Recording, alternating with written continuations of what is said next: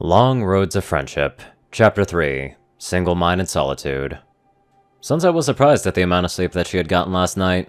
Pulling out her phone from her discarded jacket, she checked the time. It was well past 1 in the afternoon.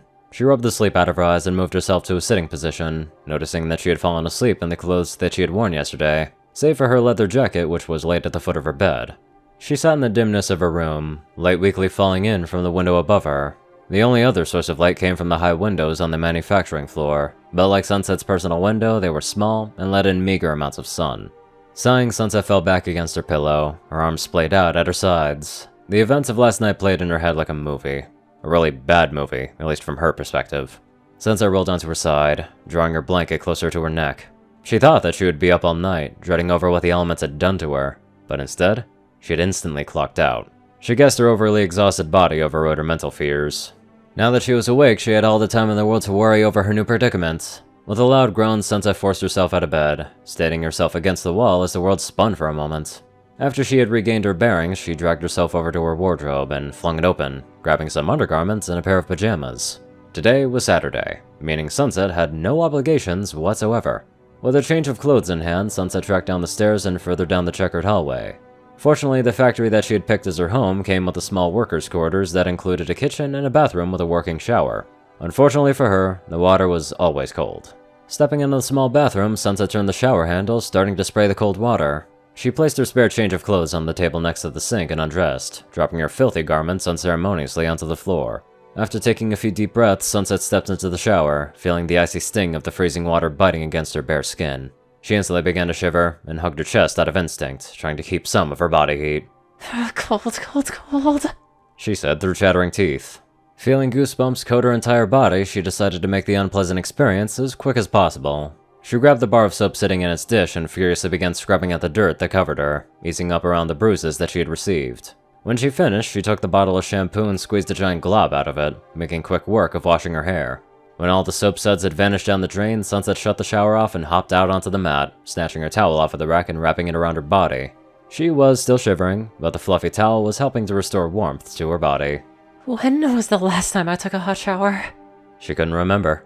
Perhaps it hadn't been since she left Equestria. She frowned, hoping it really hadn't been that long. Securing the towel around herself, Sunset stepped over to the sink and opened a pantry behind the mirror, pulling out her toothbrush and toothpaste.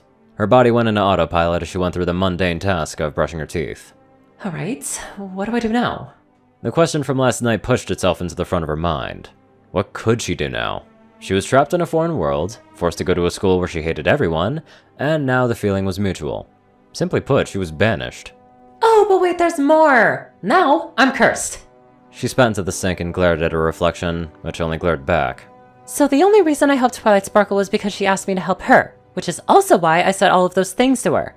So, if I've got this straight, anytime someone asks me to do something, I have to do it. And if they ask me a question, I have to answer it. She resumed brushing her teeth at furious speeds, ignoring the pain that she was inflicting on her gums. That's just great. Fan-fricking-tastic! So this is my penance, is it? Yeah, that's real harmonious of you, elements. Force me to help someone when they ask for it. She spat again, scowling before a grin split her face. Wait, who in their right mind is gonna ask anything from me? No one in the school even likes me. Ha! After rinsing her mouth, Sunset finished drying off and slipped into her warm pajamas. Exiting the bathroom, she walked across the hall to the kitchen to fill her growling stomach. On the other hand... She opened the refrigerator door and grabbed the carton of milk. I might have to live with this for the rest of my life. Or at least until I love someone more than myself, or something stupid like that. She frowned again, no longer feeling so confident. Grabbing a box of cereal and a bowl from the cabinet, Sunset seated herself to a simple breakfast. She said in between spoonfuls. I'm probably gonna need more food soon and some new clothes. Since her favorite ensemble was trashed, Sunset was down one pair of clothes in her already small selection. But buying items was something that required money, something that she knew she was running out of. She didn't have Flash Sentry to buy her things anymore, and the savings that she had accumulated from bullying the lower classmen out of their lunch money was starting to dwindle. The way things were going, Sunset would be forced to get... She gagged on the next word. A job. She gave a groan of frustration. She couldn't believe how fast things could go downhill. Finishing her cereal and dumping the bowl into the sink, she made a mental note to wash the growing pile later. She stomped her way back to her room, slamming the door as hard as she could to vent some frustration. There had to be some simple solution that could fix all of her problems, but unless magic suddenly sprung up in this world, Sansa couldn't see it. She took a seat at her desk and pressed the palms of her hands against her eyes. Come on, Sansa, think of something! You've always got a plan. She sat there for hours, scheming ideas and theories, each one more ridiculous and desperate than the last. With each one she discarded, she became more frustrated, shouting and pounding her fist against the wooden desk. She felt like a wild animal caught in a hunter's trap and unable to escape. She had told the spirits residing in the elements of harmony that she knew that she had lost. She just didn't know how bad her defeat really was up until now. Maybe I should stay in here for the rest of my life. She put her arms up on the desk and rested her head on them, feeling dismayed and hopeless. Even that plan had its flaws. If she didn't show up to school, people would ask questions, and if they asked questions, they would go looking for answers. And if they went looking for answers, they would find things that could get Sunset in trouble with this world's law enforcement. Despite her feelings of resentment, she was glad Celestia decided not to turn Sunset over to the police for what had happened last night. She wondered how the school was going to spin the events when the reporters came snooping. Closing her eyes, Sunset focused on the heart of the matter. Her penance. There was no way that she could get through the rest of her life without people asking things of her. Her run-in with Twilight had been proof of that. Something, until I can make friends and care about other people more than me. Sunset mumbled into her arm. They were really going to force her to play this game, force her to make friends. She dug her nails into the sleeves of her pajama top.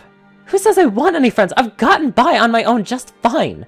I don't need friends. I don't need family. I only need myself. Sunday found Sunset at her desk, having sulked there until she had fallen asleep. She groaned, sitting up and rolling out a crick in her neck. Her mood had not improved in the slightest, but she knew that she couldn't hide away in her room forever. Why should she cower from the world? She was Sunset Shimmer, former student of Princess Celestia. She wouldn't let a stupid enchantment stop her from realizing greatness. She'd find a way to outsmart or remove the curse, and she would do it without the help of anyone else. With her newfound confidence, Sunset got up and selected a pair of casual clothes from her wardrobe. She decided today was as good as any to go shopping. After repeating yesterday's ritual of showering and getting dressed, Sunset grabbed her wallet and stuffed it into her jacket pocket. Finding a suitable replacement for her leather jacket was priority number 1. After picking an apple from the kitchen, Sunset headed out of the door, slamming it shut behind her. She shielded her eyes from the sudden burst of sunlight that greeted her face upon exiting the slender alley. After taking a moment to adjust, Sunset headed for the nearest bus stop a block away. While she hated public transportation, it'd be walking all the way to the other side of town. I can't wait until my motorcycle is fixed, Sunset said, under her breath.